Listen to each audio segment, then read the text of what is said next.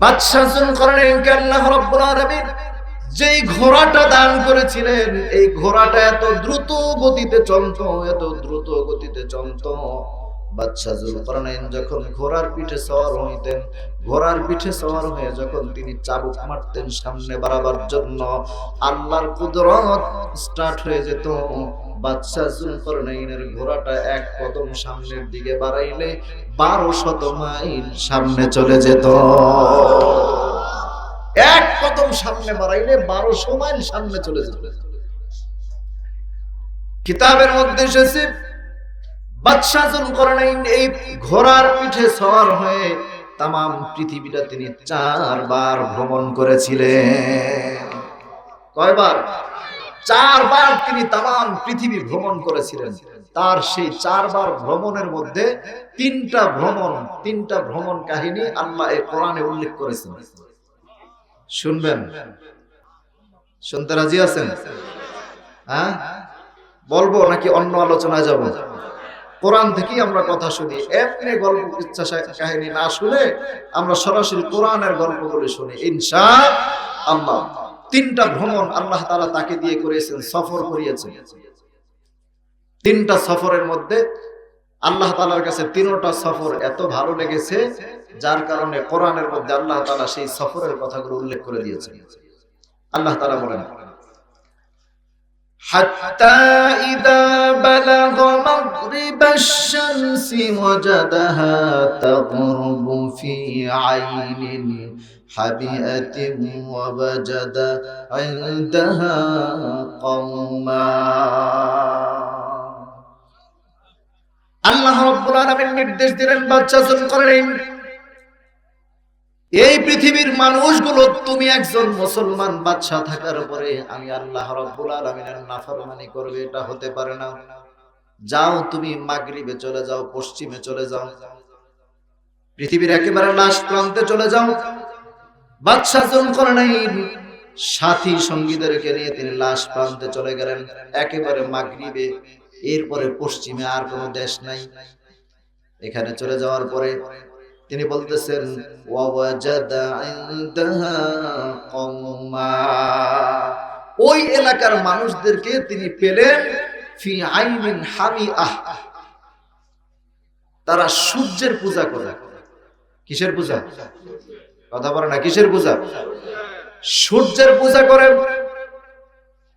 অর্থাৎ ওরা সূর্যকে রব হিসাবে মানে, সূর্যকে ওরা ওদের দেবতা, ওদের খোদা হিসাবে মনে করে। বাদশা যুলকারনাইন জিজ্ঞাসা করলেন, তোমরা কেন এটা করো? অথচ এই পৃথিবীর মালিক কে? আরো জোরে বলতে হবে কে?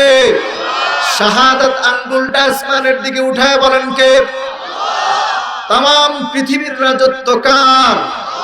আমার আল্লাহ রাব্বুল আলামিনের রাজত্ব। অথচ তারা সূর্যের পূজা করে।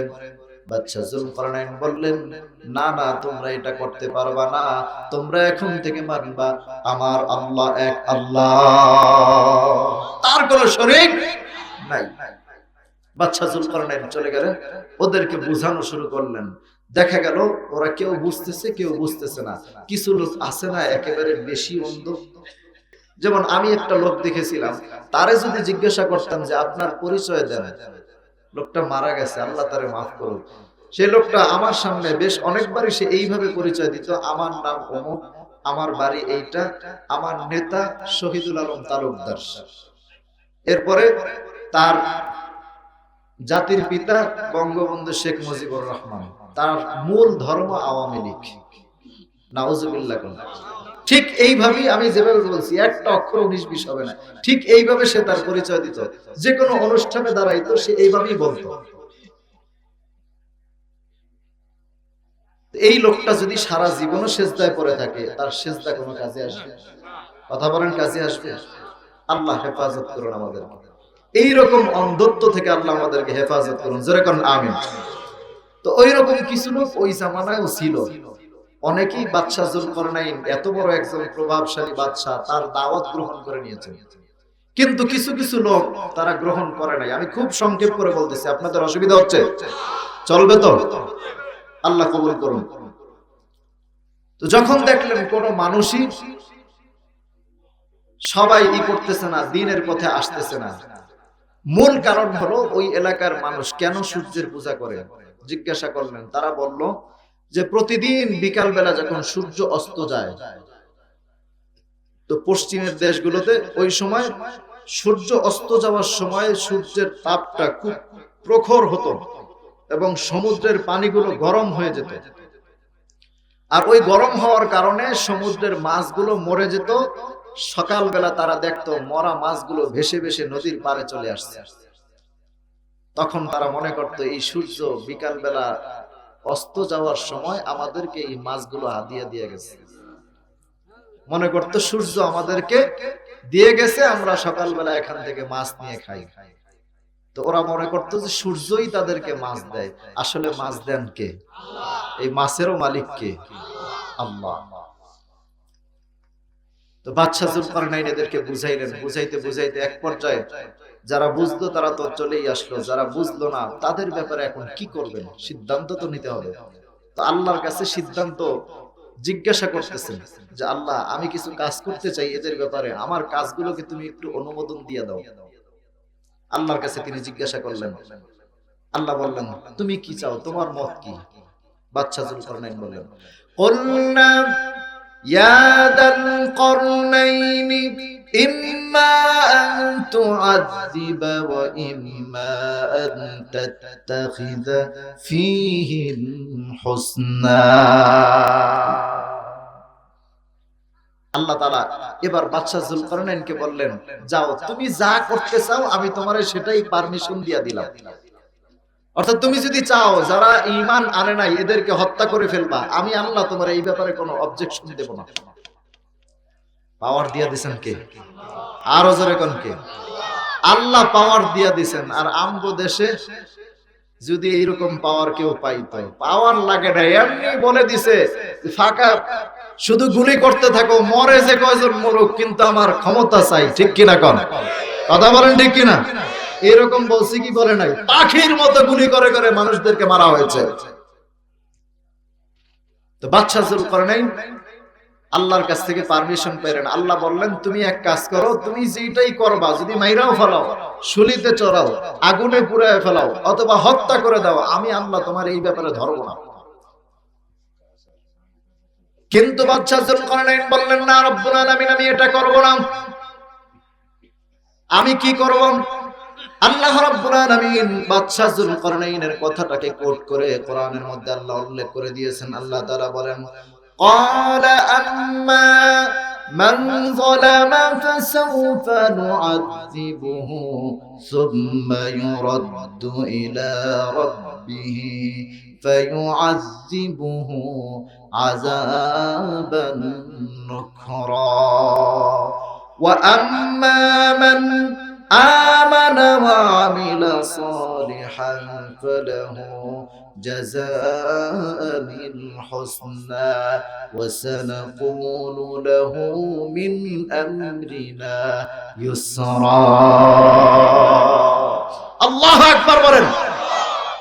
বাদশা যুলকারনাইন চমৎকার একটা পদক্ষেপ নিলেন। আল্লাহর কাছে বললেন, রব্বুল আলামিন, আম্মা মান যালামা ফাসাউফা নুআযিবুহু সুম্মা ইউরাদ্দু ইলা রাব্বিহি ফায়ুআযিবুহু আযাবান নুকরা। বাদশা যুলকারনাইন তার আগে আল্লাহর কাছে বললেন, আল্লাহ, আপনি তো আমাকে ওদেরকে মারার মতো ক্ষমতা দিয়ে দিয়েছেন, কিন্তু রব্বুল আলামিন ওরাও আপনার গোলাম, আমিও আপনার গোলাম।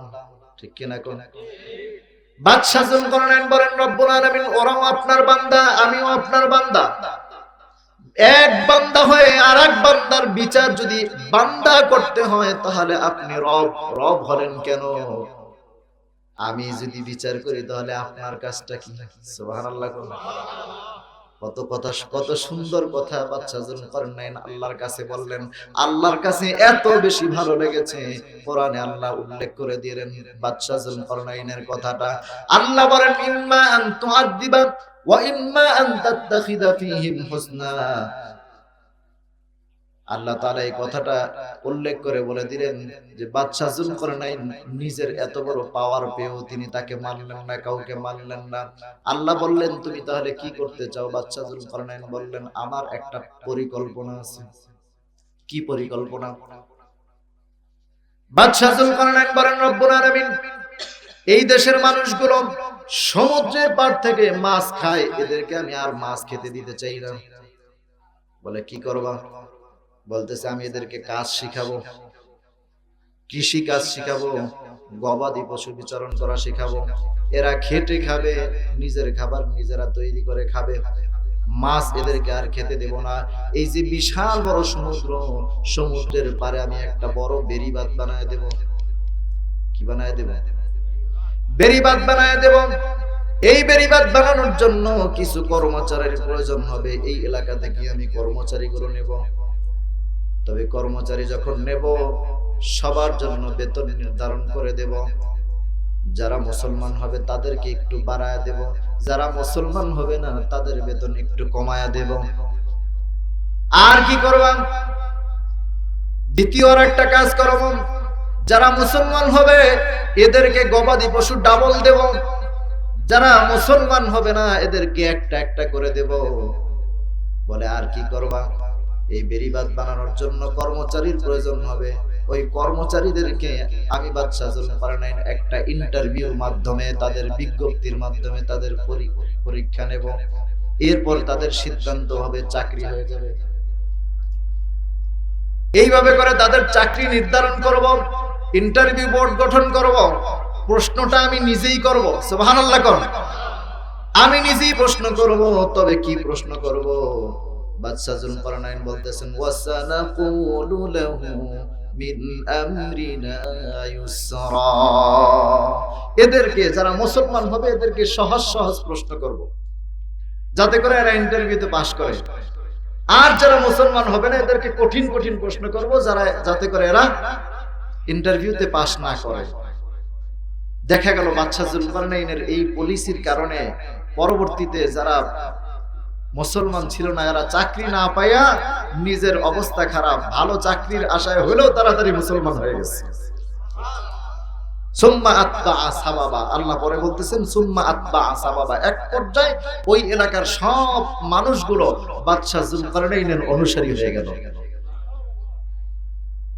তো কাজ যখন হয়ে গেছে, সফর আর দরকার আছে? সফরও শেষ, প্রথম সফর শেষ। এবার বাদশা যুলকারনাইন আবার তার দেশে ফিরে আসলেন। ফিরে আসার পরে বাদশা যুলকারনাইন এবার আল্লাহ তাআলা আবার বললেন, বাদশা যুলকারনাইন তোমাকে এবার আরেকটা সফর করতে হবে। এই সফরটা হলো এবার তুমি পূর্ব দিকে যাবে। কোন দিকে?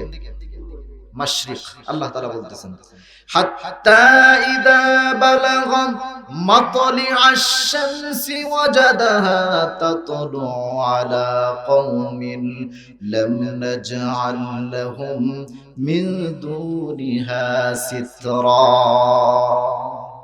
এখানে উলামায়ে কেরাম আছেন, মাতলিআশ শামস মানে সূর্য যেখান থেকে তুলো হয়, উদিত হয়।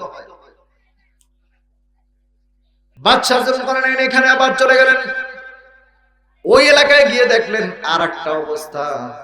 কি অবস্থা দেখলেন? ওই এলাকায় যায় দেখে মানুষগুলো একেবারে কালো হয়ে গেছে, তাদের চামড়া গুলো পুড়ে পুড়ে একেবারে ছাইয়ের মতো হয়ে গেছে, দাগ পড়ে গেছে। জিজ্ঞাসা করলেন, তোমাদের এই অবস্থা কেন? ওরা বলল, বাদশা আমাদের এই অবস্থার কারণে পিছনে একটা কারণ হলো, প্রতিদিন এই দিক থেকে সূর্য যখন উদিত হয়, সূর্যের প্রখর আলোর কারণে আমরা আমাদের এই এলাকার মানুষগুলো সহ্য করতে পারি না। এত বেশি গরম, গরমের কারণে আমরা চলতে পারি না, আমাদের শরীরের চামড়াগুলো পুড়ে যায়। বাদশা যুলকারনাইন বললেন, ঠিক আছে আসো তাহলে আমরা সবাই মিলে আল্লাহর দরবারে সিজদায় পড়ে যাই। তাম পৃথিবীর বাদশা চায় কার কাছে? জোরে কোন, কার কাছে চায়? তিনি বললেন, তোমরা সবাই চলে আসো, আমরা সবাই একসাথে আল্লাহর দরবারে সিজদায় পড়ে যাই। সব লোকজন আসলো, আসার পরে সিজদায় পড়ে গেলেন। সিজদায় গিয়ে এবার বাদশা যুলকারনাইন আল্লাহর কাছে বলতেছে, রব্বুল আলামিন, এই পৃথিবীর মানুষগুলো তোমার গোলাম, এরা তোমার গোলামি করতে চায়। আমি বাদশাহ তোমার গোলাম, রব্বুল আলামিন আমি তোমার কাছে দরখাস্ত করি, এই এলাকার মানুষের এই সমস্যাটার তুমি সমাধান করে দাও। আল্লাহ রাব্বুল আলামিন সাথে সাথে ওই এলাকা থেকে পূর্ব দিকে 70 কিলোমিটার লম্বা উঁচু বিশাল বড় একটা সাদা মেঘ আল্লাহ তাআলা তৈরি করে দিলেন। এখনো যারা বিমানে চলাফেরা করেন, ইন্টারন্যাশনাল বিমানে যখন উঠবেন প্রায় 35,000 ফিট উপর দিয়ে যায়। এত উপরে ওঠার পরে এই বিমান থেকে তাকাইলে পূর্ব দিকে যদি ভালো করে আপনি লক্ষ্য করেন, দেখবেন সেই বিশাল বড় সাদা একটা মেঘ পূর্ব দিকে এখনো দেখা যায়। এটা বাদশা যুলকারনাইনের দোয়া ছিল, যার কারণে দুনিয়াতে আমরা এখন বর্তমানে একটু মানে গরমটা সহনীয় পর্যায়ে পাচ্ছি। কিন্তু ওই যুগে যদি থাকতাম এই গরম সহ্য করার মতো ছিল না। আল্লাহ তার ওসিলায় আমাদেরকেও আরামের ব্যবস্থা করে দিলেন, আলহামদুলিল্লাহ। দুইটা সফর শেষ, আমি খুব সংক্ষেপ করে কথাগুলো বলতেছি। তৃতীয় সফর,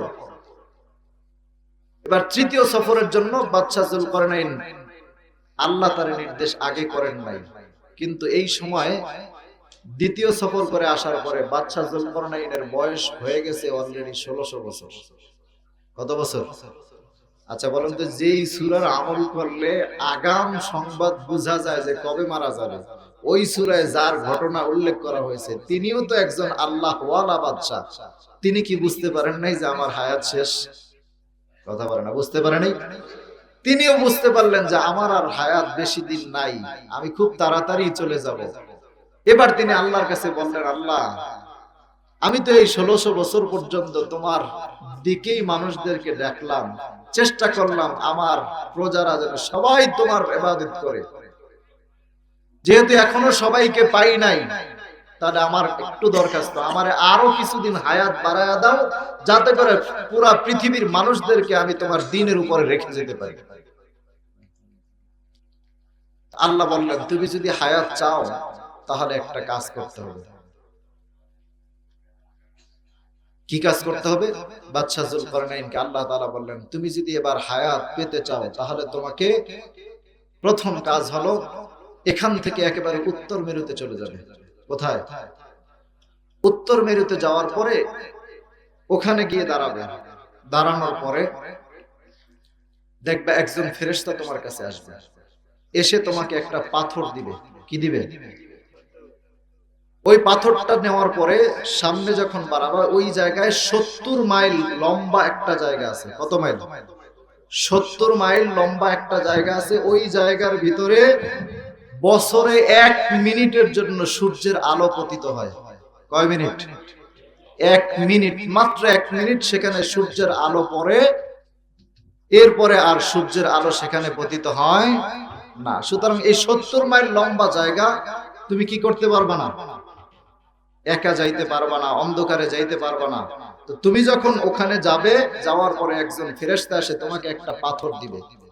ওই পাথরটা নেওয়ার সাথে সাথে তুমি অন্ধকারের ভিতরে ঢুকবা, আর দেখবা পাথরটা তোমাকে আলো দেখায়া লাইটের কাজ করে তোমাকে সামনে নিয়ে চলে যাবে। এরপর আল্লাহ রাব্বুল আলামিন বললেন, এই সূর্যটা, এই আলোর অন্ধকার এলাকাটা পার হওয়ার পরে একটা একটা করে তুমি 70টা পাহাড় পাবে। একটা পাহাড় পার হবে, এরপরে দেখবা আরেকটা পাহাড়, এরপরে দেখবা আরেকটা পাহাড়, এরপরে দেখবা আরেকটা পাহাড়। এইভাবে করে করে 70টা পাহাড় তুমি দেখতে পাবে।